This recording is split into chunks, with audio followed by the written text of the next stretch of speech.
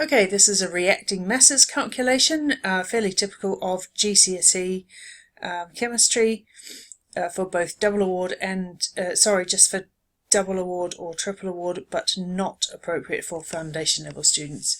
For the following equation, what mass of oxygen is needed to completely combust 50 grams of glucose? And we're given the balanced chemical equation. Okay, so the first step in doing this calculation is to start to look at what we are given and what we are asked about. So we're given that there are 50 grams of glucose, and we are asked about the amount of oxygen. So what we're going to do is put a question mark over the oxygen. That helps us to see where we're going. Okay, next thing I'm going to do is I'm going to calculate out the molar masses of the elements and compounds in the balanced chemical equation, and I'm going to multiply them by the numbers in front. So if I calculate out the molar mass of the glucose, it is 180 grams per mole. So I've done this fairly fast here. It's gone through in more detail in previous clips, but you just go 6 times 12 for the carbon, plus 12 times 1 for the hydrogen, plus 6 times 16 for the oxygen, those numbers coming from the periodic table. The number in front here, there isn't one, so that means that it's a 1 by default, so the mass is 180.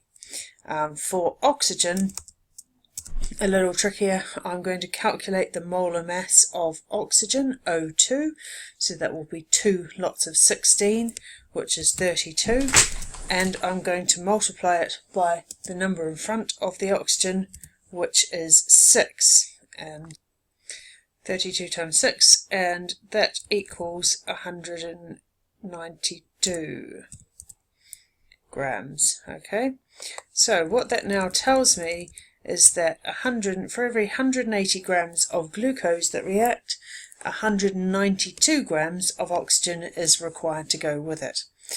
We could continue this if we wanted over to the right of the balanced chemical equation for carbon dioxide and for water, and if we did that, we'd find that the total mass of our reactants, the glucose plus the oxygen, would be the same as the total mass of our products, the carbon dioxide and the water. And that illustrates the principle of conservation of mass in a chemical reaction. However, today we're just simply wanting to know how many grams of oxygen is going to react with our 50 grams of glucose.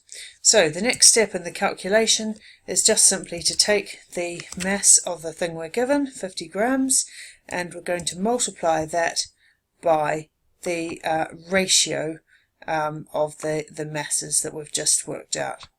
Okay, so you always put the one you want on the top, so it's the mass ratio of what you want, which is 192, over the mass ratio of what you have, which is the 180.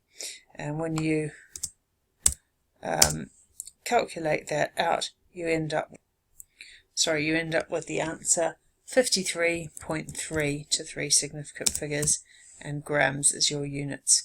Okay, so the thing that would tend to go wrong in this type of problem is that the most common mistake is that you've got your ratio upside down.